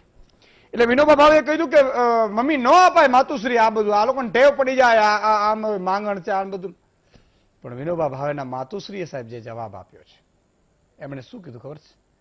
એમણે એવું કીધું કે બેટા એ તમે માનો છો, કદાચ હશે પણ ખરું, પણ શું ખબર ક્યારેક મારો નાથ કયા વેશમાં આવીને મારી પાસે માંગવા આવ્યો હોય સાહેબ, અને એટલા માટે મારે આપવું છે. સાહેબ તમે જ્યારે પણ કોઈ માંગણ હોય ને ત્યારે વિચારવાનું કે ભગવાને મોકલેલો છે સાહેબ, અને એટલે જ આજે પ્રભુ હોય ને, તમે મેં ભગવાનને જોયા નથી પણ અનુભવ જરૂર કરતા હશો સાહેબ. કડકડતી ઠંડી હોય અને ધાબળા ન હોય, અને એ જયારે સૂતા હોય બિચારા મંદબુદ્ધિના અથવા તો અનાથ લોકો જયારે પાવતી ઉપર, ત્યારે કોક ઉદ્યોગપતિને ભગવાન રાતે જગાડે છે કે જા અને આને ધાબળા વેચી આવો. કોક અધિકારીને જગાડે છે કે જાઓ ધાબળા વેચી આવો, કારણ કે એને સ્ફૂર્ણા ફૂટે કે આહા. અને એ અધિકારી કે ઉદ્યોગપતિ ધાબળા લઈ અને એના ઉપર નાખવા જતો સાહેબ ભગવાનનો રૂપ છે. એટલે કોઈ પણ માંગે તમારી પાસે એમ માનવાનું કે પ્રભુએ આ મોકલ્યું છે, મારે આપવાનું છે સાહેબ. આ વાત તમે રાખજો, તમારા પરિવારમાં દુઃખ વયા જશે, આ હું ગેરંટી આપું છું તમને. જી પ્રેરકભાઈ, બહુ બધી રોજગારી છે, બેરોજગારી છે. ઈશુદાનભાઈ, આજે આપણે જે આ રિપોર્ટ ઉપર ચર્ચા કરી છે, CMIA નો રિપોર્ટ છે. CMIA છે centre for monitoring Indian economy private limited. આ રિપોર્ટ ઉપર હું જવાબ બી આપીશ, પરંતુ આ જે કંપની છે પ્રાઇવેટ લિમિટેડ, એમાં 4 વ્યક્તિ છે: મહેશ વ્યાસ, અજય શાહ, શોભનાબેન વ્યાસ ને કલ્પનાબેન સંપત. આ મહેશભાઈ વ્યાસ છે 2019નું કોંગ્રેસનું જે મેનિફેસ્ટોની કમિટી હતી એના સભ્ય રહી ચૂક્યા છે, અને અજયભાઈ શાહ જે ડાયરેક્ટર છે, એ સેબીએ એમને NSE ના કોલોકેશન કૌભાંડની અંદર એમને સજા કરેલી છે. અને આ જે રિપોર્ટ છે એ પ્રોપગેન્ડા માટે, પરંતુ આ રિપોર્ટની ઉપર હું જવાબ આપીશ. આ રિપોર્ટમાં સૌથી સારી બાબત એ છે કે ગુજરાતની અંદર સૌથી ઓછો બેરોજગારીનો દર આ જ રિપોર્ટે કીધેલો છે, અને આપણા ભાઈએ એની વાત પણ કરી. આના કરતા રાજસ્થાનની અંદર, ઝારખંડ, કેરાલા, દિલ્હી આ બધાની અંદર ડબલ આંકની અંદર છે. સરકારે જે આ કોવિડનો સમય જે ખૂબ જ ખરાબ, એટલે 100 વર્ષની અંદર પહેલી વખત આવી મહામારી જોઈ, ત્યારે નાનામાં નાના વ્યક્તિથી મોટા વ્યક્તિ આ દરેકને અસર પડી છે. એ ન થાય એના માટે સરકારે કેવા કેવા પગલાં લીધા. આજે સામાન્ય શાકભાજીની લારી, ફળ ચલાવનાર, રેકડી છે, ચાની લારીવાળા, નાઈની દુકાન, જે લારી ગલ્લા ચલાવતા હોય એને તકલીફ ન પડે એના માટે 1 જૂન 2020ના રોજ સ્વનિધિ યોજનાની શરૂઆત કરી. આજે 10,000 રૂપિયા એમને લોન આપે છે, અને જો 1 વર્ષની અંદર એ લોકો સમયસર ચૂકવી દે તો 7% વ્યાજની બી સબસિડી આપે છે. આજે માત્ર ગુજરાતની અંદર આ સ્વનિધિ યોજના હેઠળ 27 લાખ અરજી આવી, જેમાંથી 1411 કરોડ રૂપિયાની લોન એની અંદર મંજૂર થઈ ગઈ છે. બીજું, સૌથી દેશની કરોડરજ્જુ કહેવાય તો MSME કહેવાય છે. MSME ની અંદર 96.7% MSME એ સ્મોલ અને માઇક્રો MSME માં આવે છે. અને આ જે વાત હું કરું છું એની ઉપર આપણે એક્સક્લુઝિવ ડિબેટ 1 કલાકની કરી હતી તમે મારી સાથે જૂન મહિનાની અંદર. સૌથી પહેલી વખત ભારતના ઇતિહાસમાં એવું બન્યું કે 200 કરોડ રૂપિયા સુધીનું સરકારનું ટેન્ડર હોય એની અંદર કોઈ પણ ગ્લોબલ કંપનીને ઇન્વાઇટ કરવામાં નહીં આવે, એટલે માત્ર દેશની કંપની જ રહેશે. આપણી દેશની MSME ને ઓર્ડર મળે એ પ્રકારની સરકારે ચિંતા કરી છે. એ જ રીતે આ સરકારે 3 લાખ કરોડની કોલેટરલ ફ્રી એટલે કે પ્રિન્સિપાલ અને ઇન્ટરેસ્ટ આ બંનેની ગેરંટી કોઈ આપી હોય તો સરકારે આપી છે. 3 લાખ અત્યાર સુધીમાં 80,93,491 અરજીઓ થઈ, જેમાંથી 2,05,563 કરોડે સેન્કશન થઈ ચૂક્યા છે. અને આ જે લોન જે છે 3 લાખ કરોડની કોલેટરલ ફ્રી એ 100 કરોડ સુધીનું ટર્નઓવર કરનારી MSME ને આપવામાં આવે છે. એવી જ રીતે MSME ની વ્યાખ્યા બદલવી, કારણ કે કેટલીય વખતથી છેલ્લા 15-20 વર્ષથી ફિક્કી CI ની માંગણી હતી કે MSME એનું એ જ રહે, એના કારણે લાભથી વંચિત રહી જાય છે. પહેલી વખત દેશમાં 18-20 વર્ષની માંગણી પછી માઇક્રો MSME જેની વ્યાખ્યા બદલી અને 1 કરોડ રૂપિયા સુધીનું ટર્નઓવર કરશે તો માઇક્રો MSME ની વ્યાખ્યામાં આવશે. સ્મોલ MSME 50 કરોડનું ટર્નઓવર હશે તો બી 10 કરોડથી 50 કરોડની મર્યાદા કરી, અને મિડ જે કહેવાય MSME 20 કરોડથી લઈને 100 કરોડની એની મર્યાદા કરી છે. હવે જો આપણે વાત કરીએ કે આપણે ચર્ચા કરીએ છીએ કે ગુજરાતની અંદર આ પ્રકારનું છે. આજે જ્યારે ગુજરાતની વાત કરીએ તો એક સમય હતો કે જીપીએસસી એ પંચવર્ષીય યોજના કહેવાતી હતી. તમે જૂના કોઈ પણ અધિકારીને પૂછશો તો એવું કહેશે. જ્યારે જાહેરાતથી લઈ પ્રિલિમ અને ઇન્ટરવ્યુ થાય એમાં 6 વર્ષનો સમય થતો હતો. આજે ગુજરાત એકમાત્ર એવું રાજ્ય છે તમામ રાજ્યોમાં કે 1 વર્ષની અંદર એની અંદર ભરતી થઈ જાય છે. અને છેલ્લા 5 વર્ષમાં 2017ની અંદર થયું, 2018માં થયું, 2019માં થયું, 2020માં કોવિડનો સમય આવ્યો એટલે ના થયું, પણ એ 2020નું એ આ વર્ષના ફેબ્રુઆરી 2021ની 14, 16 ને 18 તારીખેની મેઇન એક્ઝામ છે અને 2021ની માર્ચની 21 તારીખે લેવાવાની છે. આજે એક સમય હતો કે અહીંયા જ્યારે ભરતી નથી થતી અને 6 વર્ષ સુધી રોકાયેલું રહેતું હતું, એના કારણે વિદ્યાર્થીઓની ઉંમર વહી જતી હતી. આજે ગુજરાતની અંદર કોઈ એક વ્યક્તિ જીપીએસસીની અંદર ફેલ થાય તો એને બીજી વાર ને ત્રીજી વાર ચાન્સ મળે છે અને ટ્રાન્સપરન્સી સાથે જીપીએસસીની ભરતી થાય છે. આજે છેલ્લા 5 વર્ષમાં 18,000 કરતા વધારે ક્લાસ 1 અને ક્લાસ 2 અધિકારીઓની એની અંદર ભરતી થઈ ચૂકી છે.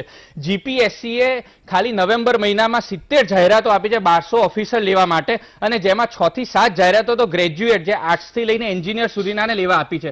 જ્યારે આ સરકારે નરેન્દ્રભાઈ મોદીની સરકારે આત્મનિર્ભર ભારતની વાત કરી, તે આત્મનિર્ભર ભારત એ માત્ર એક આર્થિક વિચાર નથી, પરંતુ એ સંપત્તિ સર્જન, આર્થિક વિકાસ, કલ્યાણકારી યોજના અને ગુણવત્તાવાળા જીવન અને સાહસિક જીવન માટેનો પાયો નાખનારો વિચાર છે. અને એટલા માટે જ સરકારે 29.88 લાખ કરોડનું જે જીડીપીના 15% થાય એટલું મોટું જે કહેવાય કે પેકેજ આપ્યું છે. સરકારે આ જે કોવિડનો ટાઈમ આમાં લેબર, લિક્વિડિટી, લો, ઇન્ફ્રા, ડેમોગ્રાફી અને ડિમાન્ડ આ બધા ઉપર સરકારે પ્રયત્ન કર્યા છે. Think globally, act locally. સરકારે મેન્યુફેક્ચરિંગ ક્ષેત્રે બી તમે જુઓ તો લોકલને મહત્વ આપ્યું અને એક્સપોર્ટ જે છે એ ગ્લોબલી કરે એના માટેની સરકારે ચિંતા કરી છે. અને આ બધા જે આપણે આંકડાની વાત કરીએ છીએ, હું અત્યારે તમને વાત કરું છું કે TCS, આપણે એક કંપનીની બી જો વાત કરીએ તો TCSનો છેલ્લા 10 વર્ષનો હાઈએસ્ટ પ્રોફિટ એ આ ક્વાર્ટરમાં આવ્યો છે 8700 કરોડનો, અને TCS એ ગયા ક્વાર્ટરમાં 9,284 કર્મચારીઓની ભરતી કરી હતી અને આ ક્વાર્ટરની અંદર 10,000 કરતા વધારે કર્મચારીઓની ભરતી કરી. અલ્ટ્રાટેક જે કંપની કહેવાય ACC છે એના પ્રોફિટની અંદર અલ્ટ્રાટેકનો 113%નો વધારો આવ્યો છે. જ્યારે હું વાત કરીશ અલ્ટ્રાટેકનો પ્રોફિટ આવે ત્યારે તમે સ્વાભાવિક રીતે એક સવાલ થશે કે આ તો મોટી મોટી કોર્પોરેટ કંપનીનો, એનાથી નાના લોકોને શું? પરંતુ આજ 3 દિવસ પહેલાનો છાપામાં આર્ટિકલ છે કે અમદાવાદમાં હોમ સેલ્સે 139%નો વધારો થયો છે. જ્યારે હોમ સેલ્સ વધે છે તો લેબરની બી જરૂર પડે છે, સિમેન્ટની બી જરૂર પડે છે, મેટલની બી જરૂર પડે છે, સિરામિકની બી જરૂર પડે છે, ઇલેક્ટ્રિકની બી જરૂર પડે છે.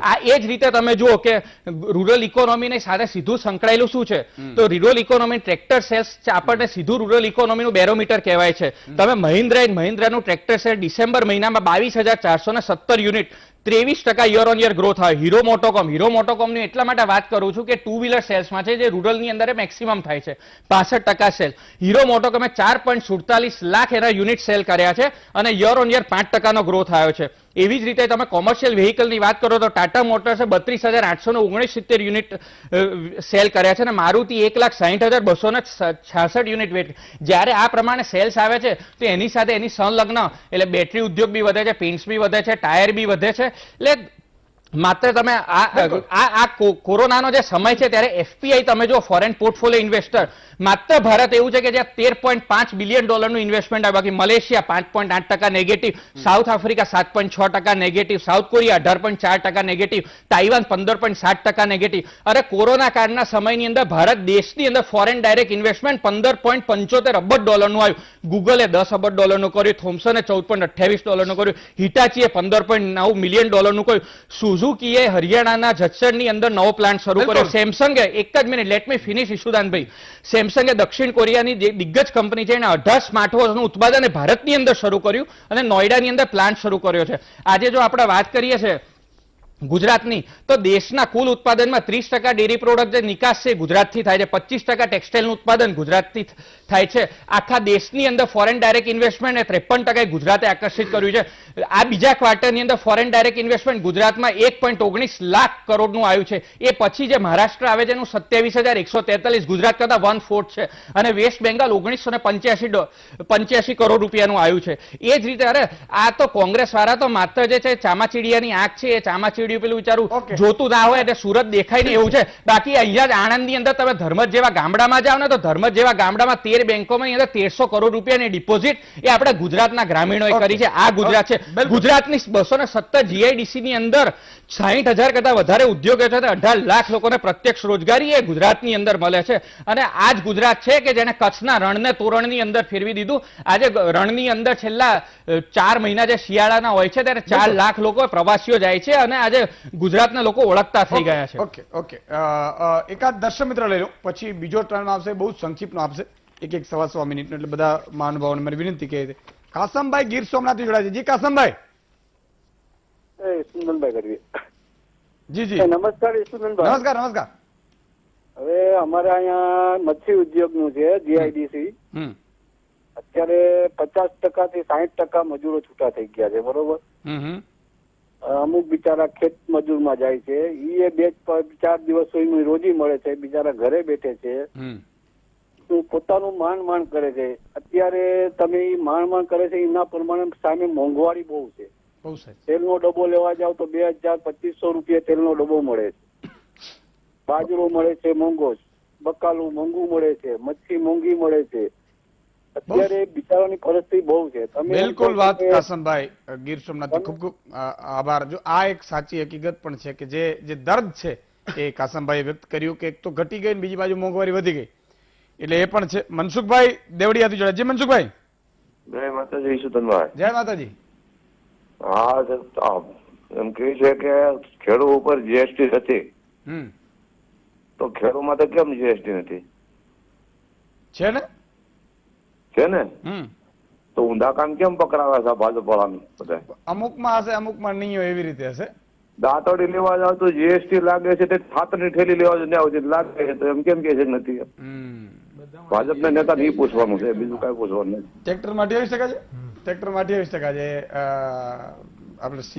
એક વસ્તુમાં છે, દાંતડી થી માંડીને ગમે લેવા જાવ. બહુ સાચી વાત છે. એટલે એ બાબતે ધ્યાન રાખવી જોઈએ. જેમ ફિલ્મ ઇન્ડસ્ટ્રીઝમાં પેલા લોકો ગયા હતા રજૂઆત કરવા, પ્રધાનમંત્રી શ્રી બધા કરણ જોહર ને પેલી શું કહેવાય નામે ભૂલી જાઉં બેન નો, સિરિયલ વાળી એકતા કપૂર ને, એ બધા ફોટા બોટા પડાવ્યા ને પછી જીએસટી માં થોડો ઘણો ઘટાડો એમને પણ થયો છે. તો આપણે પણ અપેક્ષા રાખીએ કે જીએસટી માં ઘટાડો થાય. સંક્ષિપ્તનો ટર્ન સાગરભાઈ. સર તમે જે આપણે નેતા સાહેબ વેચ્યા છે, હું એમ જ કહું છું કે 4 મહિનામાં 6 મહિનામાં ભરતીની વાત કરો છો તો LRD ની ભરતી 2018 થી છે, બરાબર. ટોટલ ભરતીમાં અમે બધી વેકેન્સી પૂરી થઈ જાય 22,106. અમે આરટીઆઈ કરી હતી સર. પોલીસ ખાતાની અંદર 22,106 જગ્યા ખાલી છે. રોજગારીની વાત કરો છો, ઓલરેડી અમારી જગ્યા 33-68 છે. ડોક્યુમેન્ટ વેરિફિકેશન થઈ ગયું, પાસ થયેલા છે. તો 22,000 માંથી અમને અમારી રજૂઆત કરવા માટે એક પ્લેટફોર્મ આપી દો કે અમારી રજૂઆત ખાલી સીએમ સુધી પહોંચી જાય. અમે 10 મિનિટ આપે સાહેબ. જો અમારી માંગણી ખોટી હોય ને સાહેબ, તો કાલથી જ ગાંધીનગરમાં અમે લોકો ધરણા કરવા માટે નહીં આવીએ. પણ અમારી જો માંગણી સાચી છે એટલા માટે આ લોકો આંખ આડા કાન કરે છે. અમારી માંગણી છે ને અસ્વીકાર કરવામાં આવે છે. ઓલરેડી જગ્યા ખાલી હોવા છતાં તો પણ ભરતા નથી, બીજી ભરતીની વાતો કરે છે. હું અપીલ કરીશ જે તે વિભાગને કે એકવાર સાંભળો તો ખરા. અને સમજી ગયો કે ટેકનિકલ મુદ્દો હોઈ શકે છે, પણ દીકરીઓનો વધાર્યો તો એવી રીતે આ લોકોનો વધારીને કંઈ થઈ શકે એમ છે, અથવા તો આ લોકોને નવી ભરતીમાં કઈ રીતે સમાવી શકાય એવું કંઈક એવું ખબર નહીં. પણ ટેકનિકલી સ્ટેન્ડ ક્લિયર કરો. એમનો મુદ્દો એ છે કે સ્ટેન્ડ ક્લિયર કરો એમ, એટલે બીજી ભરતીમાં પણ લાગી જાય. બરોબર જી સર. બિલકુલ. એક નાનકડા વિરામનો સમય થયો છે, વિરામ બાદ આવીએ છીએ. વિરામ બાદ આપનું સ્વાગત છે. એકાદ દર્શક મિત્ર હજી લઈ લઉં, પછી બીજો ટર્ન સંક્ષિપ્ત વાળો મહાનુભાવનો પણ લઈ લઉં. હાર્દિકભાઈ રાજકોટથી જોડાયા છે. જી હાર્દિકભાઈ. સાહેબ જય માતાજી. જય માતાજી. વાત કરું છું લોધિકાથી. હાજી બોલો બોલો.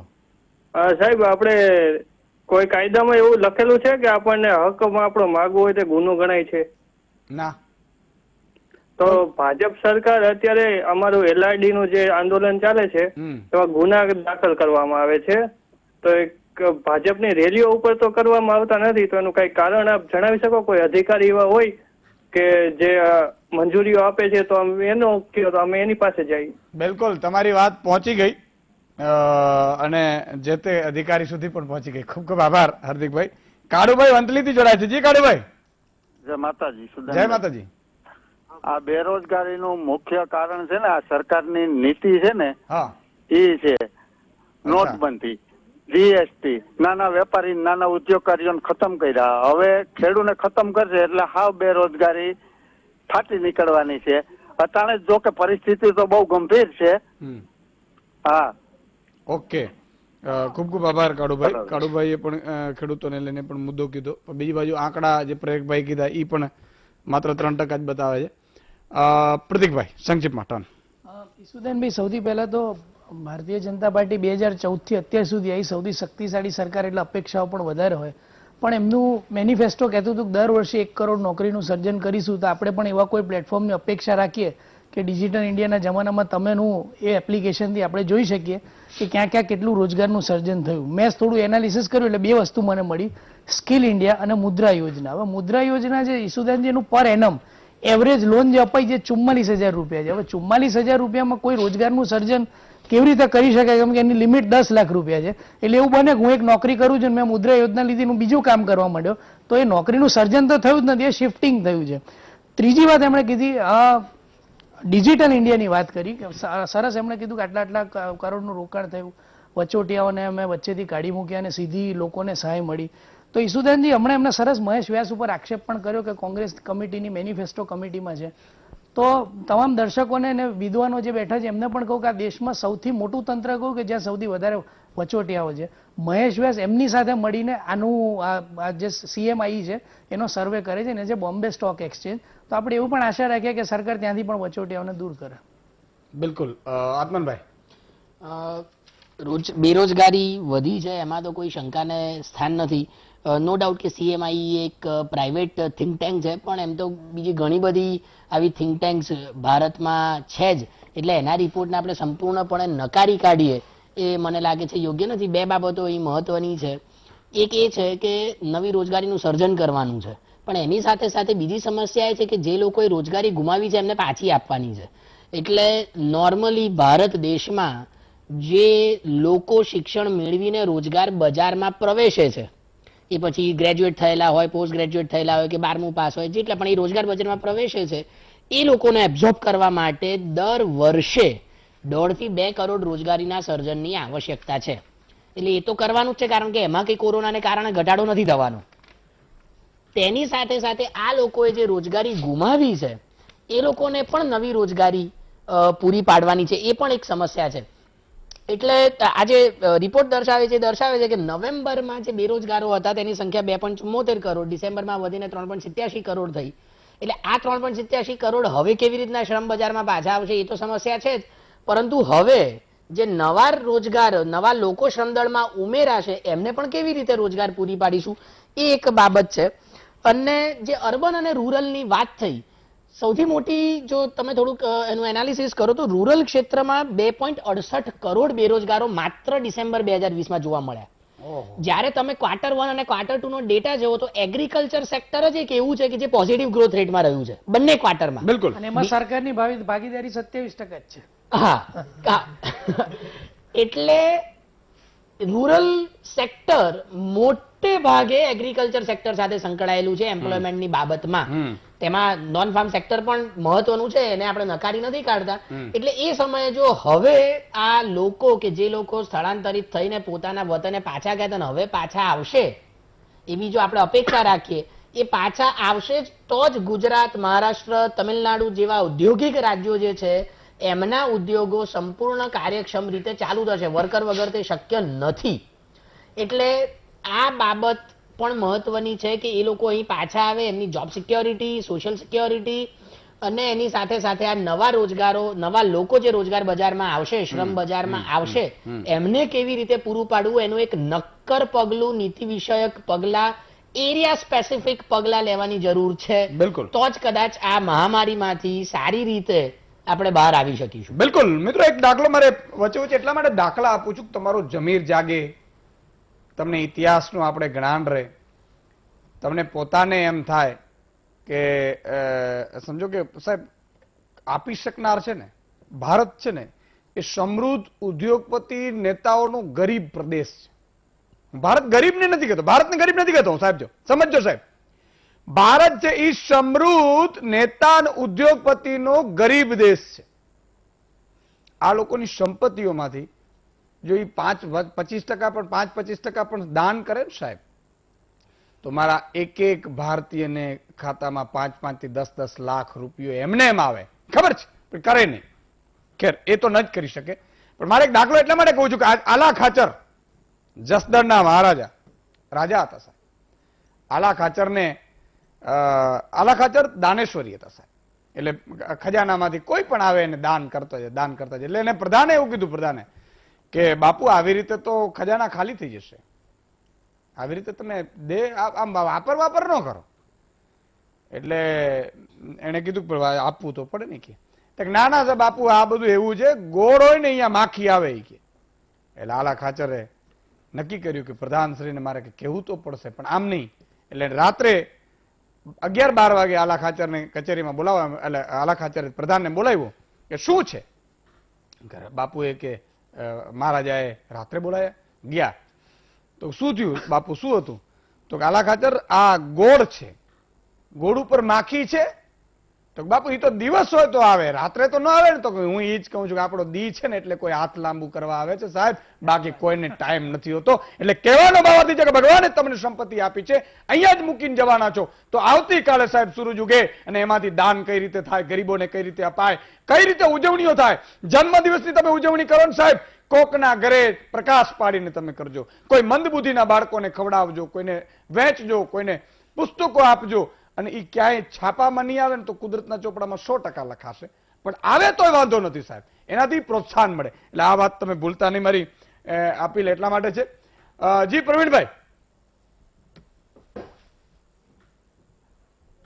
જે સળગતા પ્રશ્નો છે એ બાબતે થોડીક બાબત ઉજાગર કરવા માંગુ છું કે એમપીએસડબલ્યુ, એફએસડબલ્યુ, ફાર્માસિસ્ટ અને આરોગ્યનો તમામ ટેકનિકલ, નોન ટેકનિકલ સ્ટાફના ગ્રેડ પેના પ્રશ્નો હોય, આશા વર્કર બહેનોના પ્રશ્નો હોય, શિક્ષકોમાં પતિ પત્નીના અરસપરસના બદલીના પ્રશ્નો હોય, ફિઝિયોથેરાપીની ભરતીના પ્રશ્નો હોય, વકીલની ભરતીના પ્રશ્નો હોય કે ફિઝિકલ હેન્ડીકેપની ભરતીના પ્રશ્નો હોય અથવા પોલીસ વેટિંગના પ્રશ્નો હોય, અને રબારી સમાજ અને ચારણ સમાજને સરકારે જે કમિટમેન્ટ આપ્યું એનું પૂરું નથી કર્યું, એ કોઈ પણ પ્રશ્ન હોય, આ તમામ પ્રશ્નો એ સરકારે એ દિશામાં ગંભીરતાથી વિચારવું જોઈએ. અને સાથે સાથે ભાજપના મારા મિત્રએ એવું કીધું કે જીપીએસસી જે પંચવર્ષીય યોજના પહેલા 5 વર્ષમાં ભરતી થતી એ 1 વર્ષમાં સંપૂર્ણ પૂરી થઈ જાય છે, એ વાતને હું સ્વીકારું છું.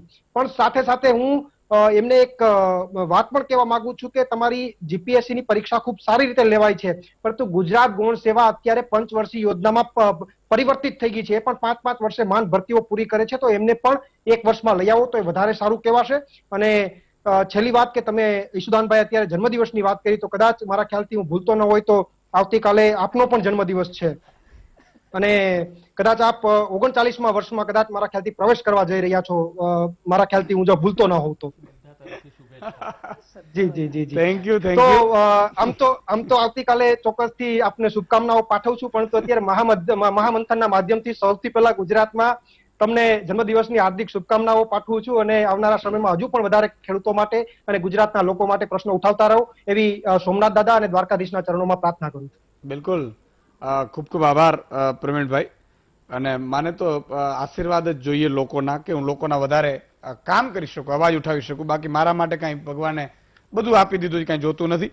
અને વીટીવી છે એ ઉઠાવતી રહે અવાજ, અને લોકોના ઘરે ઘરમાં વીટીવી માત્ર ચાલતી હોય એવું મારું એટલા માટે સપનું છે કે જેથી કરીને હું એક નાગરિકને જગાડી શકું સાહેબ. આજે કેટલા એવા ઉદ્યોગપતિઓ હશે સાહેબ કે દિલના દાતાર, કાલથી એ દાતારી ચાલુ કરી દેશે, તો કેટલા લોકોના, મેં કીધું ને કે એક મારી અપીલના પગલે 120 કરોડ રૂપિયા સંચાલકોએ માફ કર્યા સાહેબ, શિક્ષણ ફીના. નાની સૂની વાત નથી. કોઈ ચેનલ તમને 120 કરોડ તમારા ઘરમાં ફાયદો કરાવે એવું ઇતિહાસમાં નથી બન્યું. લેવા આવે, ક્યાંથી નીકળે આવે. અને હમણાં જ પ્રતિકભાઈએ વાત કર્યું બેરોજગારીનો ક્યાંય મુદ્દો તમે હિન્દી, ઇંગ્લિશ, ગુજરાતી ક્યાંય નહીં જુઓ, કારણ કે એને ક્યાં પડી છે સાહેબ. અને એટલા માટે હું કહું છું કે ઈ ચેનલને તમે વીટીવી ચેનલને તમે જોતા રહો, જેથી કરીને એમાંથી કંઈક આપણે નવું મળતું રહે. આપણે તો નિમિત્ત બનીએ છીએ, કરનાર કુદરત છે. એટલે આ તમામ મુદ્દાઓ છે. એક નાનકડા વિરામ બાદ ફરીથી આવીએ છીએ. હજી મહાનુભાવોનો પણ મત બાકી છે. વિરામ બાદ દર્શક મિત્રો ફરીથી આપનું સ્વાગત છે. સંક્ષિપ્તમાં બંને નેતાશ્રીઓના ટાઈમ લઈ લઈએ. હિમાંશુભાઈ, જે પ્રમાણે પ્રેરકભાઈએ બધી વાતો કરી તો એનું એક દ્રષ્ટાંત અત્યારની સંજોગો પ્રમાણે આપું છું કે માસ્ક ઉપર અત્યારે 1000 રૂપિયા પેનલ્ટી છે. હવે આજે તમે 30 દિવસ સુધી માસ્ક પહેરીને જાઓ તો પ્રેરકભાઈની કહેવા પ્રમાણે જે બધી વાતો છે કે ભાજપની કે અમે આટલું બધું પ્રાઇવેટ કંપની આ બધું કર્યું ને એ પ્રમાણે તો કે તમારે 30,000 રૂપિયાની તમારી આવક થઈ, તમે 30 દિવસ માસ્ક પહેરીને ગયા, તમારે 1,000 રૂપિયાની પેનલ્ટી બચી. એટલે એ રીતની એમની બેરોજગારી માટેની બધાની વાતો છે. બીજું, તમે આટલું બધું કહો છો કે અમે આત્મનિર્ભર માટે આટલું કર્યું ને આ તે કર્યું, તો શા માટે તમારો ગ્રોથ રેટ અત્યારે ડાઉન આવ્યો? તો એનું એકચ્યુઅલ કારણ એ છે કે તમે 20 લાખ કરોડની પેકેજની વાત કરી તો એમાંથી માત્ર 1.70% ડાયરેક્ટ બેનિફિટ્સ મળેલો છે. બાકી બધી ઔપચારિક વાતો, લોનની વાતો છે. એ વેપારી લોન લેવા આવે એના બેનિફિટ્સ મળે, એ બધી વાતો છે. જેના કારણે જે ડિમાન્ડમાં રાઇઝ થતો નથી, સપ્લાયમાં રાઇઝ થાય છે. એના કારણે ડાયરેક્ટ બેનિફિટ્સ આવતો નથી. અને એના કારણે અત્યારે જે ઇકોનોમી જે છે 73 વર્ષનું જીડીપી લો ચાલી રહ્યો છે. 73 વર્ષના પેટ્રોલ ડીઝલના ભાવ બધા હાઈ થઈ રહ્યા છે. બીજું, આત્મનિર્ભરની વાતો કરે છે તો આત્મનિર્ભર ખેડૂતો અત્યારે શા માટે એની માંગણી કરી રહ્યા છે? જે ઇન્ડિયાને સૌથી પહેલા આત્મનિર્ભર ખેડૂતોએ કર્યો છે કે જે ઇન્ડિયાને પાયા છે, તો આજે એમની માંગણીઓ માટે અત્યારે આત્મનિર્ભર થવું પડે છે, એ છે. બીજું, એમએસએમઈની એમની વાત કરી તો એમએસએમઈ એક્ટ 2006માં કોંગ્રેસ લાવેલી હતી અને લઘુ ઉદ્યોગોને બધાને ધ્યાન રાખીને એના માટેની પોલિસીને બનાવેલી હતી. બીજું કે જે એમણે અત્યારે એમણે ગુજરાતમાં કીધું કે 3% જ ખાલી અનએમ્પ્લોયમેન્ટ રેટ છે, તો તામિલનાડુમાં 0.5 છે, ઓડિશામાં 0.2 છે. તો શા માટે ગુજરાત સમૃદ્ધ આટલું જ બધું છે અને વાત કરો તો અનએમ્પ્લોયમેન્ટ રેટ એના કરતાં આપણે કેમ નીચે નથી આવતો? ઓડિશા અને તામિલનાડુ સૌથી મોટું રાજ્ય છે ગુજરાત કરતાં, તેમ છતાં એમાં 0.5 છે. એટલે એ બધા પેરામીટર્સ પણ એમને જોવા જોઈએ. ખાલી ગુજરાતને એ બધી વાત નહીં, આપણે ભારતના પરિક્ષેપમાં અત્યારે બધા વાતો કરી રહ્યા છે ત્યારે એ માત્ર ગુજરાતને એ બધું ના કરાય. તમે ભારતના પરિક્ષેપમાં જુઓ અને ગુજરાતના જે સીએમ હતા અત્યારે ભારતના વડાપ્રધાન છે એમના અંડરમાં આ બધા રાજ્યો આવે છે, તો એમના અંડરમાં અત્યારે ઇકોનોમી ડાઉન થઈ રહી છે. તો એ તમે ગુજરાતનું કહેશો તો એ સામે ઇકોનોમી દિલ્હી માટેનું આવશે તો એ ઇકોનોમીમાં તમારું જ ખોટું દેખાશે ભાજપ સરકાર. એટલે તમે આ પરિક્ષેપમાં જ્યારે પ્રેરકભાઈ બોલવાનું રાખજો. બીજું કે બ્લેક મનીના રિપોર્ટો પહેલા એ વખતે 2016-17માં બધામાં આવેલા હતા ત્યારે કે અહીંની જ ઇન્સ્ટિટ્યૂટો છે જેમણે બ્લેક મનીના રિપોર્ટો રજૂ કરેલા હતા, શા માટે સરકાર એના ઉપર એક્શન નથી લેતી? શા માટે ફોરેનથી ફંડિંગ નથી આવતું? જો ફોરેનથી તેમાં બ્લેક મનીની વાતો કરેલી હતી, જો એ બ્લેક મની આવી જાય, જે 2014માં દિવા સ્વપ્નો દેખાડેલા હતા, તો એ બ્લેક મની આવે અને તમે અહીંયા રોજગારીને ઉત્પન્ન કરો, દેશમાં સંપત્તિ આવે, દેશમાં એને રોજગારીની તકો ઉત્પન્ન થાય, તો એ માટેના તો એક એક્શન લેવાતા નથી. દરેક એક્શન ઉદ્યોગપતિઓને બેનિફિટ માટે લેવાય છે. દેવું વધતું જાય છે દેશનું. દેવું આજે જે 2014માં 52 લાખ કરોડનું હતું 1 લાખ કરોડનું પહોંચ્યું. જે 73 વર્ષમાં જે 70 વર્ષમાં નતું થયું એ અત્યારે માત્ર 5 વર્ષમાં થઈ ગયેલું છે. ડબલ થઈ ગયું. ડબલ થઈ ગયું. 200 લાખની વાત કરો છો. 100%. ઓકે, પ્રેરકભાઈ. ઈશાનભાઈ, કોઈ પણ વસ્તુ છે ને ડેટા ઉપરથી દેખાય. જીએસટી છે ને એ ઇકોનોમીનું બેરોમીટર છે. તમે જો છેલ્લા 3 મહિનાથી સતત 1 લાખ કરોડ ઉપર જીએસટી કલેક્શન આવે છે અને ડિસેમ્બર મહિનાનું 1,15,000 કરોડ આવ્યું અને એ જીએસટી લાગુ થયો ત્યારથી હાઈએસ્ટ છે. હવે હું વાત કરું જ્યારે આત્મનિર્ભર ભારતની વાત છે તો ભારતની જે ચાઇનામાં નિકાસ છે 16% વધી, સામે ચાઇનાથી ભારતમાં આયાત છે 13% ઘટી. હવે મારે પાછો આનો પુરાવો એટલા માટે આપવો પડશે કારણ કે કોંગ્રેસની છે ને ચાઇનાની કોમ્યુનિસ્ટ પાર્ટી જોડે છે ને 2008માં એક એમઓયુ થયો છે, એટલે માનશે નહીં. આ છાપાની અંદર આવ્યું છે ને ચાઇનાના સરકારી જે અખબાર છે ગ્લોબલ તમારી બેરોજગારી વધી છે, બેરોજગારી વધી છે, ભ્રષ્ટાચારીમાં બેરોજગારી વધી છે, વચેટિયાની બેરોજગારી વધી છે, આડતિયાઓની બેરોજગારી વધી છે, એક અપરિપક્વ નેતાની 800 કિલોમીટર દૂર લડવા માટે જવું પડે તો ભાઈ બેરોજગારી વધી છે. એ કોંગ્રેસના કાર્યકર્તાઓની, એમને ડાયરેક્ટ બેનિફિટ ટ્રાન્સફર જોઈએ છે ગાંધી પરિવારના એકાઉન્ટમાં. બાકી તમે એક એક આંકડા તમે જુઓ, નેશનલ ટોલ ટેક્સ કલેક્શન છે 6% અપ છે, એડવાન્સ ટેક્સ કલેક્શન આ ક્વાર્ટરનું 33% અપ છે, શા માટે GST GDP ડાઉન છે? એ સારું છે. GDP આ બધાનું પેરામીટર્સ, અલ્ટિમેટલી પેરામીટર્સ GDP હોય તો આ GDP શા માટે ડાઉન છે? એમ નહીં, તમે આ GDP શા માટે ડાઉન છે? સૌથી મોટા GDP કોંગ્રેસનું છે, પ્રેરકભાઈ, GDP કોંગ્રેસનું છે, GDP કોંગ્રેસનું છે, ગેસ, ડીઝલ અને પેટ્રોલના ભાવ વધ્યા છે એ GDP છે. તમારે વસ્તુ સમજો, તમારે અનએમ્પ્લોયમેન્ટ રેટ 45 વર્ષનો હાઈ ચાલી રહ્યો છે, એ તમારે એના વાત કરો. તમારે બધું જે તમારા પ્રોબ્લેમ આવે એટલે કોંગ્રેસનું એ ગઈ ગઈને તમે અત્યારે સત્તા ઉપર આયેલા છો, તમે સત્તા ઉપર આયેલા છો કોંગ્રેસને વખોડીને. તમારે પરફોર્મન્સ કરવાનું આવ્યું, ફૂલ મેજોરિટીના ગવર્નમેન્ટ આવી તોય તમે પરફોર્મ નથી કરી શકતા. તમે માત્ર ને માત્ર બે વ્યક્તિઓની પાર્ટી બની ગયા છો, જે પહેલા બે વ્યક્તિઓની પાર્ટી હતી. ઓકે, આવી રીતે વચ્ચે બોલી રહ્યા છો. તમે જે ખોટું બોલો છો ને, કોંગ્રેસ માટે ખોટું બોલો છો એના માટે બોલવું પડે છે. ખોટું બોલો છો એના માટે જરૂર પડે છે. ખોટું તમે બોલો છો. ઓકે, એમાં 30 સેકન્ડ બોલી દો, વાંધો નહીં, તમારે ટર્ન બાકી છે. 30 સેકન્ડ. દિવાળીની અંદર ઓનલાઈન સેલ્સ જે છે 72,000 કરોડનું વેચાણ થયું અને લાસ્ટ યર કરતા 10.8% વધારે થયું.